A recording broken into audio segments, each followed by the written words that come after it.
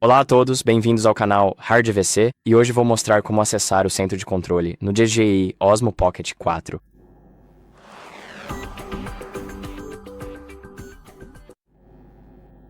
Então, no DJI Osmo 4. Você tem o centro de controle, que permite alterar os parâmetros do vídeo, mudar as configurações gerais de uso e coisas desse tipo. E para acessá-lo, tudo o que você precisa fazer é deslizar de cima para baixo assim e pronto.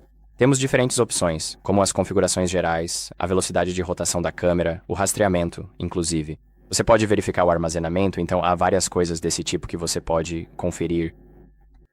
E isso é muito útil se você quiser personalizar a sua experiência.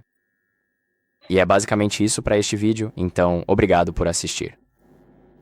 Espero que este vídeo ajude você e não se esqueça de curtir e se inscrever.